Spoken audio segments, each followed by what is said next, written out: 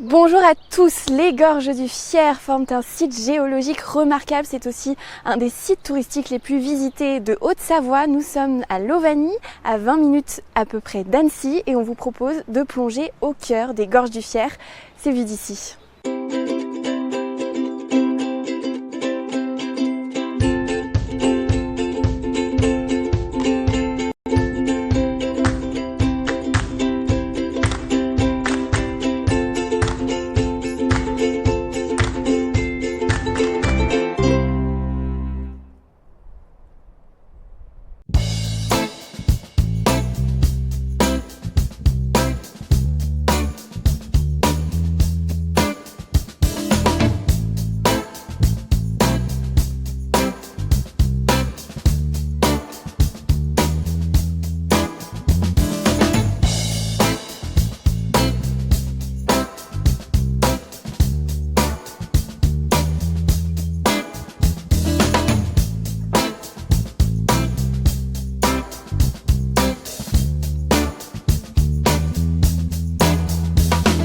Bonjour Enora Poisa, vous êtes directrice de ce site des Gorges du Fier. Merci de nous accueillir ici. Tout d'abord, comment se sont formées ces gorges?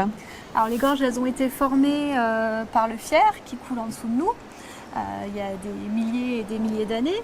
Donc le lac était un immense glacier et lors de la fonte des glaces, le Fier, qui avait donc un gros débit à ce moment-là, a trouvé une roche un petit peu plus tendre ici et donc a creusé ces gorges. Et voilà. Et à partir de quel moment le site a été ouvert au public? À partir de quand ont été installées ces passerelles? Alors les passerelles, elles ont été installées sur la fin de l'année 1868 et le site a ouvert au public en juillet 1869, ça fait donc 150 ans. Effectivement, c'est les 150 ans des gorges cette année. Est-ce que c'est une année particulière pour vous? C'est une année particulière parce que 150 ans, c'est quand même une belle longévité. C'est pas tous les sites qui peuvent se prévaloir d'avoir cette ancienneté. Donc c'est une année un petit peu particulière. On en a profité pour faire quelques aménagements pour que les gens qui viennent nous visiter se rendent compte un petit peu que ce site justement a une histoire et on a essayé de mettre un petit peu ça en valeur. Au cours de l'histoire, il y a eu de nombreuses crues. Oui. À chaque fois, c'est le site qu'il faut réaménager. Oui. À chaque fois, c'est toute la passerelle donc, qui nous permet de visiter les gorges qu'il faut reconstruire quasiment parce que quand là le Fier il est environ 24 mètres au-dessous de nous et quand il y a des grosses crues, il peut monter jusqu'à 3-4 mètres au-dessus de la passerelle. Donc forcément ça cause des gros dégâts. Il y a tout le plancher qui est emporté, le garde-corps qui peut être éventré, écrasé. Et puis donc il faut tout reconstruire pour que les visiteurs puissent continuer à venir nous voir. La dernière crue en date, c'était quand? La dernière crue importante qui a causé des gros dégâts sur la passerelle, c'est la crue du 4 janvier 2018. Et là, il a fallu à nouveau reconstruire les passerelles? Il a fallu à nouveau reconstruire les passerelles, oui, tout à fait, parce que ça a endommagé une grosse partie. On va aller voir un petit peu plus loin les différents aménagements que vous avez mis en place pour rendre aussi la visite un petit peu plus ludique. Oui, on a essayé d'aménager un petit peu notre site pour que les gens se rendent compte un petit peu de comment tout ça a été créé justement. Alors là, voilà, justement, on voit une échelle. Qu'est-ce qu'on voit sur cette échelle? Alors c'est l'échelle des crues où on a répertorié les crues les plus importantes avec tout au sommet la crue du 30 septembre 1960 qui a été la crue la plus exceptionnelle. Et puis toutes les crues qui nous ont touchés régulièrement au cours des 150 ans d'ouverture. On a du mal à croire que l'eau est montée si haut. On a du mal à imaginer, ouais, quand on voit le Fier qui est tout en bas, on voit les galets, on voit qu'il y a très peu d'eau en ce moment. Et il arrive pourtant à monter à plusieurs mètres au-dessus de cette passerelle. Ouais. Alors on va continuer notre visite du côté des panneaux qui sont un petit peu plus loin sur le parcours. Vous nous emmenez? Je vous emmène.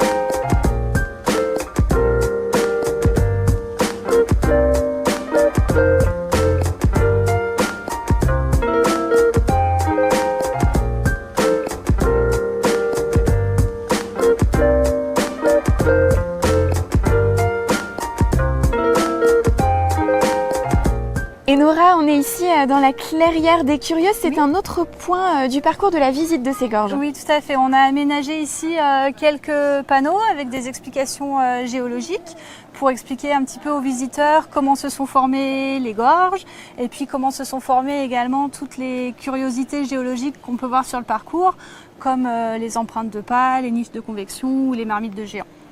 Combien de visiteurs vous recevez ici chaque année? Alors on reçoit un petit peu plus de 100 000 visiteurs par saison. On a eu l'année dernière environ 130 000 visiteurs. La saison, elle va de quand à quand? Alors notre site ouvre le 15 mars et on ferme le 15 octobre. C'est une période qui permet à tous ces visiteurs de venir découvrir votre site. Comment ça se passe? Est-ce qu'il faut réserver? Non, on ne prend pas de réservation, on vend uniquement les tickets sur place. On va prendre les réservations uniquement pour les groupes de plus de 20 personnes. Est-ce que c'est des visites, ce sont des visites guidées ou alors on visite librement? Non, vous visitez librement, on n'a pas de guide parce que la configuration des lieux fait que c'est un petit peu difficile d'avoir un groupe en enfilade et un guide. Donc on a le petit document explicatif qu'on distribue à l'entrée, mais vous faites librement.